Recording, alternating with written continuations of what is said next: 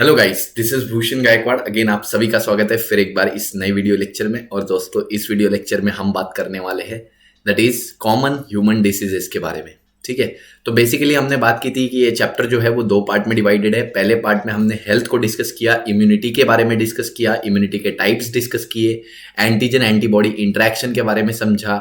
ठीक है, और different types of blood group के बारे में हमने स्टडी की। ठीक है, तो अभी हम इस पार्ट में देखेंगे कि क्या क्या डिजीजेस होते हैं, डिजीजेस कितने टाइप्स के होते हैं, इन्फेक्शियस डिजीज क्या होते हैं, नॉन इन्फेक्शियस डिजीज क्या होते हैं, और कौन कौन से कॉमन डिजीजेस हमको ह्यूमंस में देखने को मिलते हैं। इन सारे डिजीजेस के कारण क्या होते हैं, किन कारणों से ये डिजीज होता है, कौन से ऑर्गेनिज्म, कौन से पैथोजेंस, कौन से एंटीजन के कारण होता है। ठीक है, अगर हुआ तो उसको प्रिवेंट कैसे करना चाहिए। अगर हम डिजीज को प्रिवेंशन करेंगे पहले से ही तो आगे हमको उससे बचने की जरूरत, मतलब उसको उसके इलाज की जरूरत नहीं है। तो always prevention is better than cure, ऐसा कहा जाता है। तो कैसे हम प्रिवेंटिव मेजर्स ले सकते हैं डिजीजेस के लिए। ठीक है, और गलती से अगर ये डिजीज हो भी जाता है तो क्या ट्रीटमेंट हम इसको फॉलो आउट कर सकते हैं, मतलब किस तरीके से इसको क्योर किया जा सकता है। तो ये सारी चीजें हम अभी इस पार्ट में डिस्कस करने वाले हैं, that is types of diseases. ठीक है, different diseases, disease causing organism के बारे में, ठीक है, उनकी लाइफ साइकिल के बारे में, डिजीज के प्रिवेंशन के बारे में, डिजीज के ट्रीटमेंट के बारे में। सो ये सारी चीजें हम इस पार्ट में अभी डिस्कस करेंगे। इससे पहले हमने लास्ट वीडियो लेक्चर में ह्यूमन ब्लड ग्रुप्स के बारे में देखा, 4 टाइप्स के blood group, A B O blood group, ठीक है, और ए बी ब्लड ग्रुप। ठीक है, तो ये सारे ब्लड ग्रुप में हमने देखा, लेकिन इसमें कुछ क्वेश्चंस भी नीचे पूछे गए थे जो हमने मिस कर दिए। तो पहले हम आज उस क्वेश्चन को सॉल्व करेंगे, then we will move towards the common human diseases. ठीक है, तो आइए सबसे पहले हम क्वेश्चंस के बारे में जान लेते हैं। तो हमारा ये लास्ट स्लाइड हमने यहाँ पे डिस्कस किया था, जो कि आप सभी को दिख रहा होगा। इसको थोड़ा सा जूम आउट कर देते हैं। ठीक है, तो ये स्लाइड हमने कल डिस्कस किया था। ठीक है, ये सारा टॉपिक हमने कल डिस्कस किया था। Okay, so now it is good. ठीक है, तो यहाँ पे सबसे पहला क्वेश्चन पूछा गया है, the blood group of Kritika is ORH positive, what would be the possible blood group of her parents. तो यहाँ पे बोला है एक पर्सन है कृतिका जिसका ब्लड ग्रुप जो है, एक पर्सन कृतिका जिसका ब्लड ग्रुप हमें O पॉजिटिव दिख रहा है, तो उनके पेरेंट्स का ब्लड ग्रुप क्या होगा, पॉसिबल ब्लड ग्रुप उनके पेरेंट्स का क्या होगा, इसका आंसर हमें बताना है। तो बेसिकली हम अगर बात करते हैं कि कृतिका का ब्लड ग्रुप O पॉजिटिव है, ठीक है, कृतिका का ब्लड ग्रुप O पॉजिटिव है, सो उनके पेरेंट्स का ब्लड ग्रुप हुआ होगा either O either A B। ठीक है, फादर का भी O A या B होगा, मदर का भी O A या B होगा। कैसे, 3 पॉसिबल कॉम्बिनेशन हो सकते हैं। O ब्लड ग्रुप हो सकता है फादर का, B ब्लड ग्रुप हो सकता है, या A ब्लड ग्रुप हो सकता है। मदर का भी O ब्लड ग्रुप हो सकता है, A ब्लड ग्रुप हो सकता है, या B ब्लड ग्रुप हो सकता है। कैसे, अगर O ब्लड ग्रुप होगा, देखो कृतिका का O ब्लड ग्रुप है, मतलब इसमें अलील है IO। तो ये IO अलील कहाँ से आएंगे, तो फादर का अगर अलील IO होगा, अगर O ब्लड ग्रुप होगा तो IO अलील होगा फादर का। मदर का भी अगर सिंपल O ब्लड ग्रुप होगा तो IO ब्लड ग्रुप होगा। सिंपल है, तो IO अलील दोनों में से एक आएगा, इधर से IO आएगा, ठीक है, और इधर से IO आएगा। तो सिंपल सी बात है, IO जो है O ब्लड ग्रुप बन जाएगा। ठीक है, अगर फादर का ब्लड ग्रुप A है तो A में हेट्रोजाइगस होगा, दैट इज IA और IB। ठीक है, IB नहीं, सॉरी, IA और IO। ठीक है, IA में से A तो नहीं जाएगा लेकिन O जाएगा, O इधर से जाएगा। और मदर का भी अगर A ब्लड ग्रुप या B ब्लड ग्रुप जो भी हो तो IA और IO, तो O इधर से भी आएगा, IO फिर से, that is O blood group बन जाएगा। ठीक है, B ब्लड ग्रुप में भी ऐसे ही होगा, IB IO, यहां पे भी IB और IO। ठीक है, ये हेट्रोजाइगस कंडीशन में होंगे A और B। ठीक है, होमोजाइगस में नहीं हो सकते। ठीक है, क्योंकि IO आना है और IO हेट्रोजाइगस में ही होता है। तो अगर ये ब्लड ग्रुप होंगे मदर और फादर के, A blood group, B blood group या O ब्लड ग्रुप, तो चांस है डॉटर का कि भाई O ब्लड ग्रुप हो सकता है। पॉजिटिव कैसे होगा, पॉजिटिव सिंपल सी बात है, RH एंटीजन अगर होगा तो पॉजिटिव होगा, मतलब उसका भी अलील यहाँ पे होगा, RH एंटीजन का अलील होगा तो पॉजिटिव होगा। सिंपल सी बात है। अब दूसरा क्वेश्चन पूछा है, Mrinmayi is called as universal acceptor, what will be her blood group. Simple सी बात है, अगर यूनिवर्सल एक्सेप्टर है तो AB ब्लड ग्रुप होगा। AB blood group universal acceptor है, सभी से खून ले सकता है। ठीक है, खून लेने वाले प्राणी होते हैं ये सभी से, ठीक है। इसके अलावा अब एक और क्वेश्चन लास्ट में नीचे पूछा गया है, can a person with blood group O positive donate the blood to the patient with O negative, why? तो बोला है सबसे पहले ओ पॉजिटिव ओ नेगेटिव को ब्लड डोनेट कर सकता है क्या, तो यहाँ पे हम बोलेंगे नो, यहाँ पे इसका आंसर आएगा नो, डोनेट नहीं कर सकते, कैन नॉट डोनेट, ठीक है। क्यों नहीं कर सकते, why? Because RH positive antigen होगा, अगर किसी पर्सन का ब्लड ग्रुप O है तो RBC पे D एंटीजन होगा, D एंटीजन यानी RH एंटीजन, ठीक है। और जिसका ब्लड ग्रुप O नेगेटिव है, ये O पॉजिटिव का ब्लड ग्रुप है, इसमें A और B एंटीजन नहीं है, ठीक है। लेकिन अब किसी का ब्लड ग्रुप O नेगेटिव है तो इसमें ना A एंटीजन है, ना B एंटीजन है, ना O एंटीजन है। तो अगर ये ब्लड ग्रुप प्लाज्मा में आया, ब्लड में आया, तो भाई ये एंटीजन बॉडी के लिए न्यू है, ये एंटीजन बॉडी के लिए न्यू है, ठीक है। ओ नेगेटिव वाले पर्सन में ध्यान दो, ओ नेगेटिव वाले पर्सन में ये ब्लड ग्रुप आया तो ये एंटीजन ओ नेगेटिव के लिए न्यू हुआ ना, और न्यू हुआ तो इसके लिए ये क्या बनाएगा, एंटीबॉडी बनाएगा, और एंटीबॉडी बनाएगा तो इसको किल कर देगा, किल कर देगा तो ये खत्म हो जाएगा, खत्म हो जाएगा तो भाई ये सर्वाइव ही नहीं कर सकता। तो कभी भी हम RH पॉजिटिव वाला ब्लड ग्रुप RH नेगेटिव वाले ब्लड ग्रुप को नहीं डोनेट कर सकते, O पॉजिटिव O नेगेटिव को डोनेट नहीं कर सकता, समझे? तो इसीलिए O नेगेटिव का ब्लड ग्रुप काफ़ी रेयर होता है, ठीक है। तो ये हमारा यहाँ पे ये डाउट्स क्लियर हो चुके हैं। चलो अभी हम अपने आज के टॉपिक पे बढ़ते हैं, ठीक है। टुडेज टॉपिक, इसको थोड़ा सा जूम आउट कर लेते हैं, ओके। सो यहाँ वी आर डन, चलो शुरू करते हैं।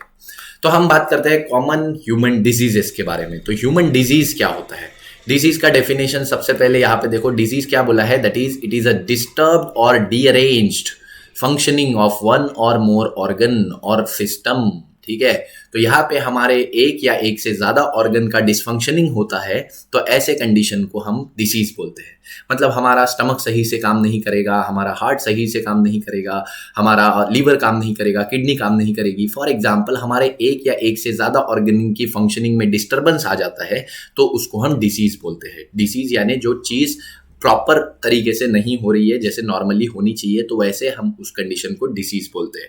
Disease is cause due to infections, generally ये इन्फेक्शंस की वजह से होता है, दैट इज डिफेक्टिव डाइट्स की वजह से हो सकता है, इसके अलावा हेरिडिटी की वजह से हो सकता है। तो सबसे पहले इन्फेक्शन जो हमें माइक्रो ऑर्गेनिज्म से होंगे, ठीक है, डिफेक्टिव डाइट यानी पॉइजनस डाइट लेने से हो सकता है, इसके अलावा हेरिडिटी से यानी माता पिता से हमें ये डिजीजेस मिल सकते हैं।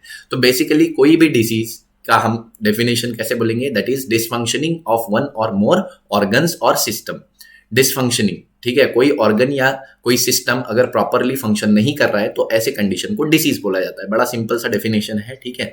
डिजीजेस दो टाइप के होते हैं, डिजीजेस हो कैसे सकते हैं, डिजीजेस या तो इन्फेक्शन से होंगे, डिजीजेस डिफेक्टिव डाइट से होंगे, या हेरिडिटी से होंगे, हेरिडिटी यानी from father from parents to offspring, ठीक है। कॉन्जेनाइटल डिसीज एक डिसीज का टाइप है, और दूसरा है एक्वायर्ड डिसीज।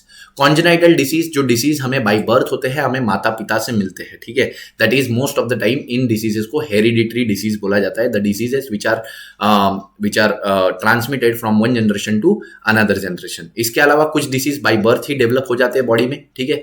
तो ये कुछ डिजीजेस है जो बाय बर्थ बॉडी में होते हैं, ऐसे डिजीजेस को कॉन्जेनाइटल डिसीजेस बोला जाता है, ठीक है। Congenital diseases are present from birth, देखो कॉन्जेनाइटल डिजीजेस का मतलब होता है जो डिजीजेस प्रेजेंट होते हैं फ्रॉम बर्थ, ठीक है। और जनरली ये जेनेटिक अबनॉर्मेलिटी के कारण होते हैं या मेटाबॉलिक डिसऑर्डर के कारण होते हैं, ठीक है। They are permanent and generally practically incurable, तो इनको क्योर कर पाना पॉसिबल नहीं हो पाता, ठीक है, क्योंकि ये कॉन्जेनाइटल होते हैं, किसी बैक्टीरिया, किसी वायरस या किसी पैथोजन से नहीं हुए कि हम एक एंटीबायोटिक खाएंगे सब ठीक हो जाएगा, वायरस मर जाएगा, अरे वाह झिंगा लाला। तो ऐसा नहीं होता है भाई, सिंपल सी बात है, ये डिसीज बाय बर्थ होता है, तो ये इनक्योरेबल ही होता है करीब करीब, इसको ट्रीट कर पाना बहुत मुश्किल होता है। बट स्टिल आज मॉडर्न साइंस ने इतनी तरक्की कर ली है कि जीन थेरेपी हो गया, एंजाइम रिप्लेसमेंट थेरेपी हो गया, या हार्मोन थेरेपी भी हम बोल सकते हैं। तो gene therapy, enzyme replacement therapy, hormone therapy, ये कुछ ऐसी टेक्निक्स है जिससे कि हम ऐसे डिजीजेस को, कॉन्जेनाइटल डिजीजेस को हम क्योर कर सकते हैं, करीब करीब कर सकते हैं, ठीक है। इसके बाद आते हैं एक्वायर्ड डिसीज। एक्वायर्ड डिसीज वो डिजीजेस होते हैं जो हमको through out the life time मिलते हैं। ये डिजीजेस हमें किसी वायरस से हो सकता है, किसी बैक्टीरिया से हो सकता है, कुछ हमारे बॉडी में एबनॉर्मेलिटी होती है उसके कारण होता है, कोई हार्मोन की इनसफिशिएंसी होती है जैसे इंसुलिन वगैरह की, तो डायबिटीज वगैरह होता है। तो ये डिजीजेस जो है वो थ्रू आउट द लाइफ होते हैं और ये होते हैं किसी माइक्रो ऑर्गेनिज्म की वजह से या किसी इनसफिशिएंसी के कारण, ठीक है। तो acquired disease develop after birth, ठीक है, तो ये जनरली आफ्टर बर्थ वाले डिजीजेस है, ठीक है। It is divisible into communicable diseases, communicable यानी ट्रांसमिटेबल डिजीज जो हम एक एनिमल से दूसरे एनिमल में फैला सकते हैं, ठीक है। आजकल कोरोना बड़ा चल रहा है, अगर मैं तुम्हारे मुंह पे आके छींक दूं, खांस दूं, तो मेरे बॉडी में जो डिजीजेस है, ठीक है, जैसे कोरोना का डिजीज अगर मुझे है तो वो तुम में फैल जाएगा। तो ऐसे डिजीजेस को हम बोलते हैं कम्युनिकेबल डिजीजेस। कम्युनिकेबल डिजीजेस का मतलब होता है जो डिजीजेस ट्रांसमिट होते हैं from one person to another person. इसी को इन्फेक्शियस डिजीजेस भी बोलते हैं। चैप्टर के सबसे स्टार्ट ही में ये क्वेश्चन पूछा है, कैन यू रिकॉल में, इन्फेक्शियस डिजीज और नॉन इन्फेक्शियस डिजीज क्या होते हैं। इन्फेक्शियस का मतलब जो डिजीज ट्रांसमिटेबल है, और non infectious disease, non communicable disease वो डिजीज होते हैं जो ट्रांसमिट नहीं होते, जैसे डायबिटीज, कैंसर, ये हो गया तो ये ट्रांसमिट नहीं होते, ठीक है। तो ये डिजीजेस। अब हम बात करते हैं that is the diseases which are transmitted from infected person to another healthy person are specially indirectly, directly और indirectly are known as communicable diseases.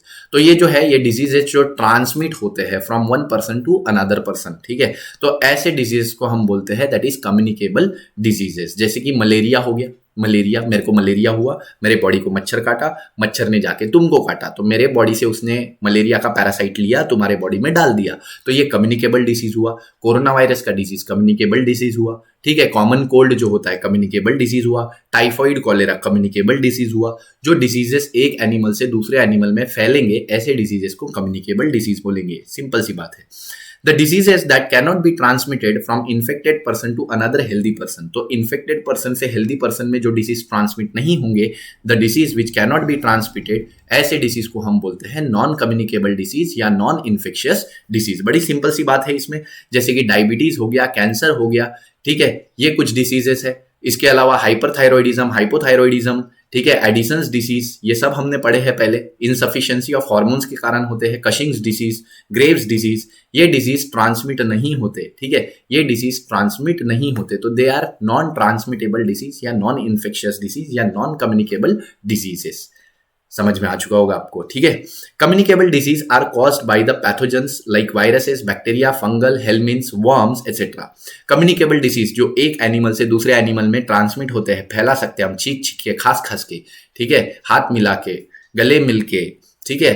तो हम जब डिसीजेस फैलाते हैं तो ऐसे डिसीजेस को कम्युनिकेबल डिसीज बोलते हैं। और ये डिसीज होते हैं वायरस के वजह से, बैक्टीरिया के वजह से, फंजाई के वजह से, वर्म यानी हेलमिंथ, प्लेटी हेलमिंथ, फैसियोला हेपेटिका, ठीक है, इनके वजह से हम देखते हैं कि ये डिजीजेस ट्रांसमिट हो सकते हैं। एस्कैरिस, ठीक है, इसके अलावा बुकेरिया बैंक्रॉफ्टी, तो ये सारे वर्म्स है जिससे डिजीजेस ट्रांसमिट होते हैं। फंजाई की वजह से डिजीज ट्रांसमिट होते हैं, ठीक है।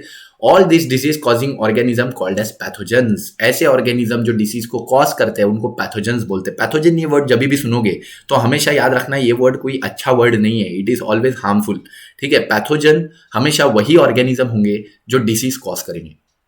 डिजीज कॉजिंग ऑर्गेनिज्म को ही पैथोजन बोला जाता है। तो पैथोजन आर लाइक दुश्मन, हमारे दुश्मन ही है वो, बेसिकली हमको डिजीज करवा रहे हैं, हमारी सिस्टम को अफेक्ट कर रहे हैं, हमारी फंक्शनिंग को प्रॉपर वे में नहीं होने दे रहे। तो ऐसे में pathogens are the organism which are causing the diseases, ठीक है।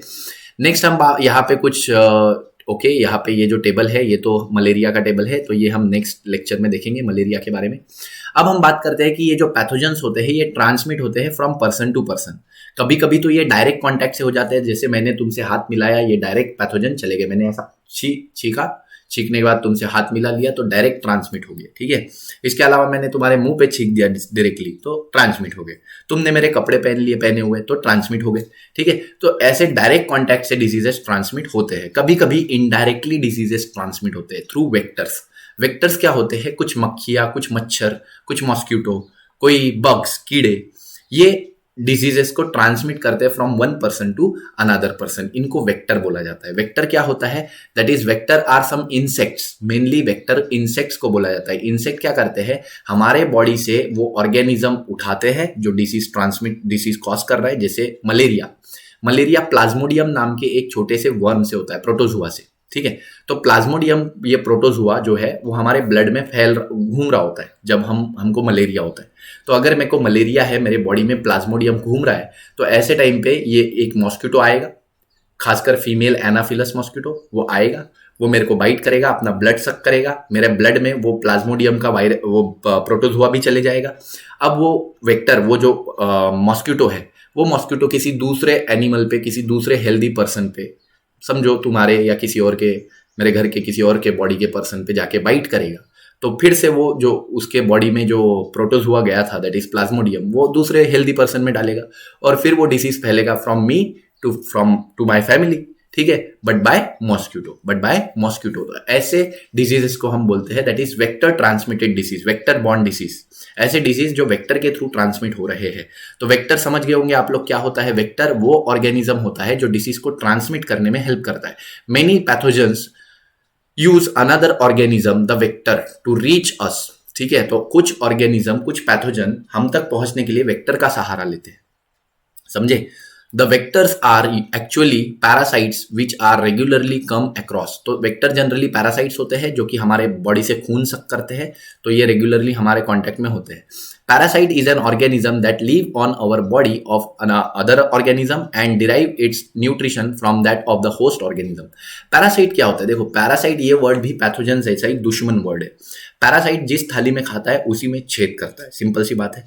मतलब वो हमारे बॉडी से न्यूट्रिशन लेगा और हमको कोई फायदा नहीं देगा बल्कि नुकसान ही देगा। तो parasites are taking nutrition from the host यानी हमारी बॉडी, जहां से वो न्यूट्रिशन लेगा। तो parasites take nutrition from the host and harms the host, it harms the host को ये हार्म करता है, वहां से न्यूट्रिशन लेता है और उसी को हार्म करता है, उसी को नुकसान पहुंचाता है। तो ऐसे ऑर्गेनिज्म को हम बोलते हैं पैरासाइट। पैरासिटिज्म एक तरीके का इंटरेक्शन है ऑर्गेनिज्म का, हम एनवायरमेंट में पढ़ेंगे। तो पैरासिटिज्म में क्या होता है, एक ऑर्गेनिज्म को बेनिफिट होता है और दूसरे को नुकसान होता है। जैसे मॉस्किटो जो मेरे को बाइट कर रहा है, मेरे से ब्लड ले रहा है, उसको तो फायदा हो रहा है, उसके तो मजे हो रहे हैं जिंदगी के, भाई उसको मस्त ब्लड मिल रहा है, खाने को एनर्जी मिल रही है, ठीक है। लेकिन मेरे को नुकसान हो रहा है, इन द सेंस कि अगर मैं हेल्दी पर्सन हूँ, ठीक है, अगर मैं हेल्दी पर्सन हूँ, वो आया है मॉस्किटो किसी मलेरियल पर्सन के ऊपर से, जो जिनको मलेरिया है, वहां से आया है, वो मेरे से ब्लड सक करेगा और मेरे को मलेरिया देके जाएगा, तो मेरा तो नुकसान हुआ ना। तो एक ऑर्गेनिज्म का वहां पे लॉस होता है, एक ऑर्गेनिज्म को हार्म होता है और दूसरे का प्रॉफिट होता है, फायदा होता है। तो ऐसे इंटरेक्शन को पैरासिटिज्म बोलते हैं। और ऐसे ऑर्गेनिज्म जो दूसरे को हार्म पहुंचा के खुद का फायदा करते हैं उसको पैरासाइट बोलते हैं। हमारे कुछ दोस्त भी हमारे पैरासाइट होते हैं भाई, हमसे सारी चीजें लेते हैं, हम ही से मदद लेते हैं और हमारी ही लगा लेते हैं, ठीक है। तो ये भी एक तरीके का पैरासिटिज्म ही है, जो जिसको बोलते हैं कि सामने वाले को पूरा यूज कर लेना, सामने वाले को पूरा यूज कर लेना, उसका पूरा नुकसान कर देना, अपना फायदा देखना बस, ठीक है। तो पैरासाइट कुछ ऐसे ही करते हैं कि सामने वाले को पूरा यूज कर लेते हैं, पूरा चूस लेते हैं, पूरा खत्म कर लेते हैं, ठीक है, और उनका फायदा होता है, उनका बेनिफिट होता है। तो दिस आर द पैरासाइट। जैसे कि मॉस्किटोज हो गए, हमारे बालों में जुए होते हैं, जुए हो गए, ठीक है। इसके अलावा ऑर्गेनिज्म पे टिक्स, माइट्स होते हैं। तो ये सारे ऑर्गेनिज्म जो है वो हम देखते हैं कि पैरासाइट्स होते हैं, ठीक है। तो is an organism that lives on our body of another organism and derive its nutrition from that of the host organism. Parasites are two categories. Parasites दो कैटेगरीज के होते हैं, एंडोपैरासाइट्स एंड एक्टोपैरासाइट्स। एंडोपैरासाइट्स ये हमारे body के अंदर रह के हमको नुकसान पहुंचाते हैं, बॉडी के अंदर रहेंगे, हमारे बॉडी का सारा न्यूट्रिशन लेंगे और हमको नुकसान पहुंचाएंगे। एंडोपैरासाइट्स जैसे कि प्लाज्मोडियम यहाँ हो गया एक प्रोटोजुआ, ठीक है। इसके अलावा पैरामीशियम, ठीक है। ऐसे कुछ पैरासाइट्स है, पैरामीशियम तो नहीं बोल सकते, अमीबा बोल सकते हैं, अमीबा, एंटामीबा हिस्टोलिटिका, ठीक है। तो ये कुछ ऐसे पैरासाइट्स हो गए जो हमारे बॉडी के अंदर रहते हैं और हम ही को नुकसान पहुंचाते हैं। एस्केरिस, ठीक है, जिससे एस्केरियासिस होता है डिसीज, ठीक है। तो ऐसे कुछ पैरासाइट जो बॉडी के अंदर रह के हमको ही नुकसान पहुंचाते हैं, दैट आर एंडोपैरासाइट्स। एक्सोपैरासाइट जो बॉडी के ऊपर से हमारा ब्लड सक करते हैं और हमको नुकसान पहुंचाते हैं, दैट आर एक्टोपैरासाइट्स, ठीक है। तो एक्टोपैरासाइट्स और एंडोपैरासाइट, जैसे हमने बोला दैट इज जुए जो हमने अभी एग्जाम्पल लिया, ठीक है। तो that are the ectoparasites example, ठीक है। तो एक्टोपैरासाइट्स, एंडोपैरासाइट, मॉस्किटो एक्टोपैरासाइट्स, ठीक है। तो ऐसे ऑर्गेनिज्म जो बॉडी के बाहर से नुकसान पहुंचाते हैं वो एक्टोपैरासाइट्स, और जो अंदर से नुकसान पहुंचाते हैं वो एंडोपैरासाइट्स, ठीक है। यहाँ पे हमारा ये पूरा टॉपिक जो है that is common human diseases के बारे में ये कंप्लीट हो जाता है, ठीक है। आई होप ये जो वीडियो लेक्चर जो है आपको पसंद आया होगा। अगर पसंद आया तो वीडियो को लाइक कर दीजिए, दोस्तों के साथ शेयर कर दीजिए, चैनल पे नए होंगे तो सब्सक्राइब कर दीजिए, बेल आइकन को प्रेस कर दीजिए ताकि नए वीडियोस के नोटिफिकेशन आपको आते रहे। ऐसे ही हमारे चैनल के साथ बने रहिए, दोस्तों को शेयर करते रहिए वीडियोस, ठीक है, पसंद आते हैं तो। और कोई भी डाउट, दिक्कत, क्वेरीज, डिफिकल्टी कुछ भी होता है तो कमेंट सेक्शन में पूछ लीजिएगा, ठीक है। वीडियोस थोड़ा स्लो है बट ठीक है, हो जाएगा। आप अपने तरफ से भी पूरी पूरी कोशिश करते रहिए। बोर्ड के एग्जाम बहुत करीब है और अच्छे से होने वाले। ऑनलाइन एग्जाम नहीं होने वाले, तो प्लीज़ कोई भी भ्रम में मत रहिए कि ऑनलाइन एग्जाम होंगे, मज़े से पढ़ेंगे, चीटिंग करेंगे, ज़िंदगी के मज़े लेंगे, तो ऐसा नहीं होने वाला है। एग्ज़ाम ऑफलाइन होने वाले हैं, so you have to be prepared. बहुत कंडीशन ड्रास्टिक हो जाएगी, ठीक है, बहुत ज़्यादा ही कंडीशन ड्रास्टिक हो जाएगी, तभी एग्ज़ाम ऑनलाइन होंगे। अदरवाइज ऑनलाइन होने के कोई कोई कोई चांसेस नहीं है। तो पढ़ो और आगे बढ़ो, ठीक है। तब तक के लिए थैंक यू वेरी मच।